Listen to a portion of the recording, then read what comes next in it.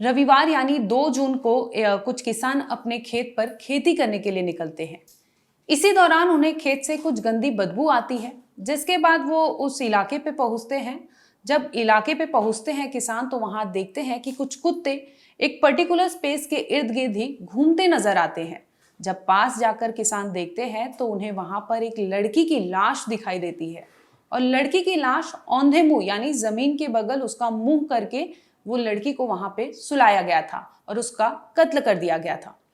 जिसके बाद फौरन किसान पुलिस को इसकी सूचना देते हैं और पुलिस फॉरेंसिक टीम के साथ मौका वारदात पर पहुंच जाती है।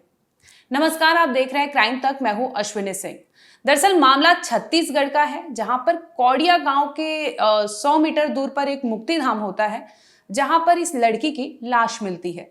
पुलिस जब मामले की तहकीकात करती है तो उसे लड़की की लाश के पास से एक आधार कार्ड मिलता है, जिस आधार कार्ड पर आशमा नाम लिखा होता है, जिससे लड़की की शिनाख्त हो जाती है। जिसके बाद पुलिस फौरन लड़की के माँ बाप को इसकी जानकारी देती है कि आपकी बेटी की लाश हमें बरामद हुई है, और कुछ ही सेकंड में लड़की के माँ बाप भी वहां पे पहुंच जाते हैं। जब लड़की के माँ बाप से पुलिस पूछताछ करती है तो वो ऐसी ऐसी चीजें बताते हैं जिसे सुनकर पुलिस भी सख्ती में आ जाती है।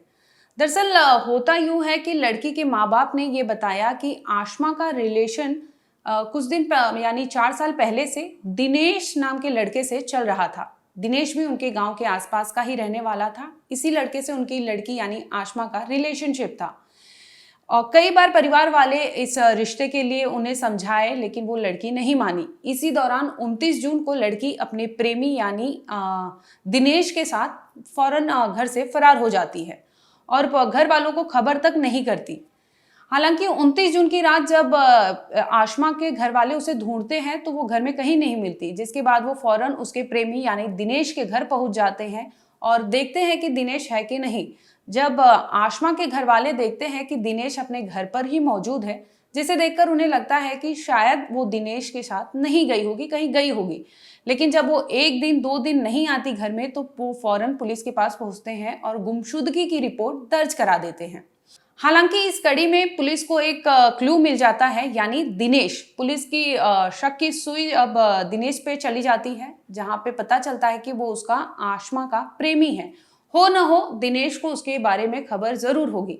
जिसके बाद पुलिस दिनेश को राउंड अप करती है और उससे पूछताछ करती है, लेकिन दिनेश कुछ भी नहीं कहता।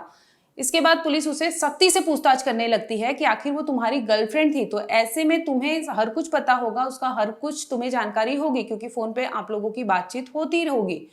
जिसके बाद दिनेश भी टूट जाता है और वो पुलिस के सामने वो बक देता है, जिसे सुनकर पुलिस के भी पैरों तले जमीन खिसक जाती है। दरअसल होता यूं है कि 29 जून को आशमा अपने प्रेमी यानी दिनेश को फोन करती है, और वो फोन पर ही दिनेश को कहती है कि उसे उसके साथ शादी करनी है, और शादी करने के लिए उसके घर वाले मान नहीं रहे हैं। इसलिए वो दिनेश से कहती है कि तुम आओ, मुझे लेकर जाओ, हम भागकर शादी कर लेंगे।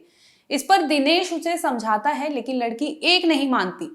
जिसके बाद दिनेश आखिरकार उसके घर पहुंचता है आशमा के, और उसे वहां से लेकर रायपुर के लिए निकल जाता है।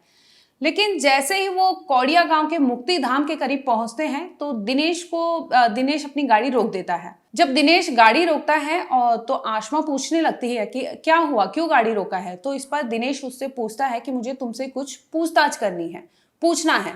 जिस पर आशमा कहती है कि पूछो, क्या कहना है, क्या तुम्हें जानना है मेरे बारे में। तो वो कहता है कि मुझे ऐसा शक है कि तुम किसी और लड़के से भी चक्कर चला रही हो। यहाँ तक कि वो ये कहता है कि तुम किसी और लड़के से फोन पर भी बात करती हो। जिसके बाद आशमा कहती है कि ऐसा कुछ नहीं है, तुम्हारी गलतफहमी है। लेकिन लड़का गुस्से में लाल हो जाता है और वो कहता है नहीं, ये मेरा शक है, और ये मैं बहुत तुम्हारी चीजों को ऑब्जर्व किया हूँ, जिसके बाद मैंने ये एलिगेशंस लगाए हैं। जिस पर आशमा कहती है कि ऐसा कुछ नहीं है। लेकिन दिनेश एक नहीं सुनता और फौरन उसे एक रॉड से हमला कर देता है। आपको बता दें कि दिनेश अपने बाइक पर एक रॉड लेकर ही आया था। पहले से ही उसकी बाइक पर वो रॉड थी, जिससे वो रॉड निकालता है गुस्से में और लगातार आशमा पर हमला कर देता है। और वो तब तक आशमा पर हमला करता है जब तक उसकी जान वहां पर नहीं चली जाती। इसके बाद उसे लगता है कि उसने कुछ गलत किया है। फिर फौरन वो क्या करता है, मुक्ति धाम के पास एक ताल है जिसमें उसकी आशमा को फेंक देता है, और फौरन वहां से भागकर अपने घर चला जाता है। यही वजह होती है कि जब आशमा के घर वाले उसके घर पहुंचते हैं, यानी उसके प्रेमी दिनेश के घर पहुंचते हैं, तो वो घर में मौजूद होता है, जिसके कारण शक की कोई भी सुई उस पर नहीं घूमती। लेकिन जब पुलिस जांच करती है और ये रिलेशनशिप के बारे में पता चलता है, तो दिनेश ने हर कुछ खोल दिया और उसने पुलिस के सामने वो कुछ बका जिसे सुनकर आशमा के परिवार वाले भी सख्ती में आ गए थे। उसने पुलिस से बताया कि उसे लगता था कि आशमा का कहीं और भी अफेयर चल रहा था, जिसकी वजह से उसे लगता था कि आशमा उसे धोखा दे रही है और लगातार वो अपने से शादी करने के लिए उस पर दबाव बना रही थी, जिससे थक हारकर उसने आशमा को मौत के घाट उतार दिया। हालांकि पुलिस ने दिनेश को गिरफ्तार कर लिया है। अभी आगे की जांच चल रही है।